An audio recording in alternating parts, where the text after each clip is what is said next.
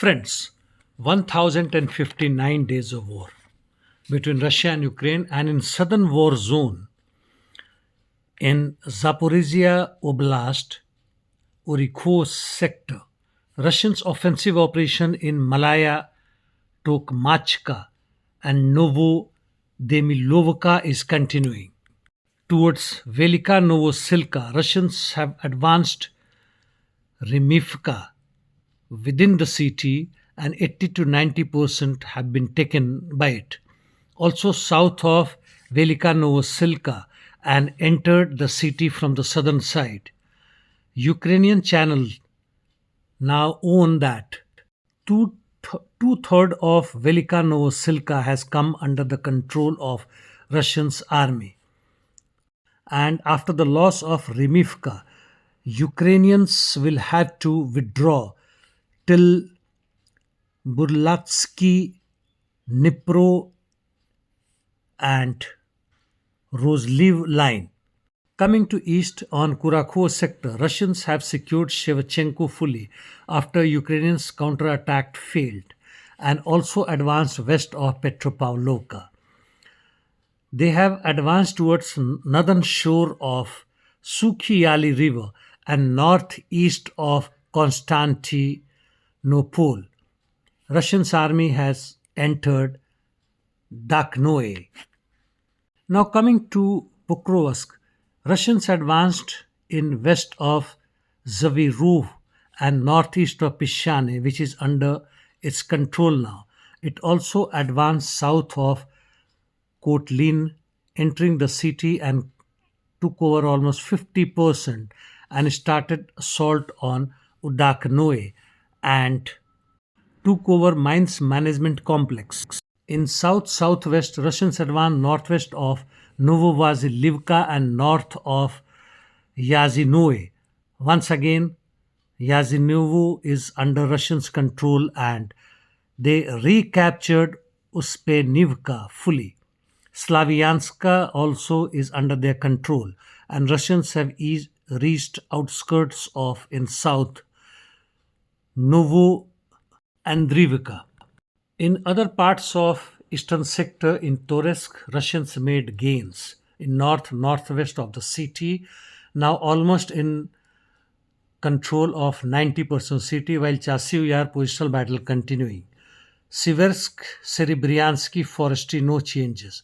Coming to northeast Ukraine, that is Kupiansk, Swato, Kremina, Russians' offensive operation continuing all along the border, especially northeast of Kupiansk and in Kremina, Lyman direction. North of Kharkiv, that is towards Starozansky direction, Russians have re-entered Tikhe after June 24, and Ukrainians' counter-attack north of Volchia river failed. Coming to Kursk, fight is on in Makhnovka, Pogrebki, Cherkasskaya, Poroknoe, and forest belts of Sudza district. On most of the fronts, they are advancing. As per the Russian Defense Ministry, Russians have retaken 63% part of the Kursk which they had lost in last few months. Interdiction missions, Ukrainians carried out attacks on Belgorod and other regions with the UAVs, while Russians hit Krivoy Rog with Iskander and other regions. Palestine Israel Middle East. Both the sides, that is Hamas as well as Israeli government, have said that they have signed the deed for ceasefire.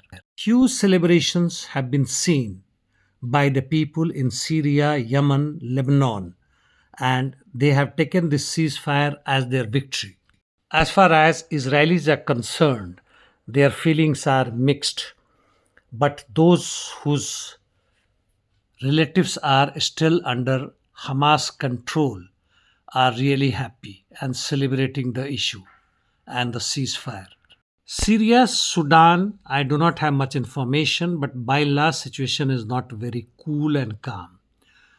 Especially in Sudan, where Sudanese armed forces are regaining their land in most of the regions.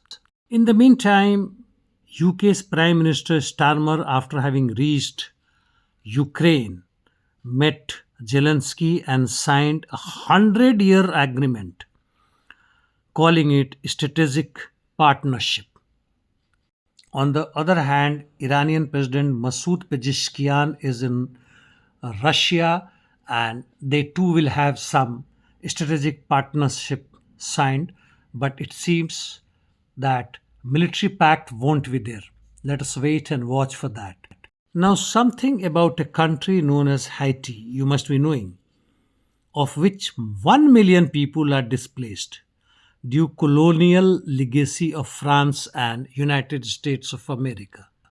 They have gang violence, crime and corruption all over the country, and in addition they are prone to natural disaster like earthquake which hit it in 2010, losing almost 8 billion worth wealth. And when the American soldiers came to help them, they are still stationed there and, in a way, have colonized this country named Haiti.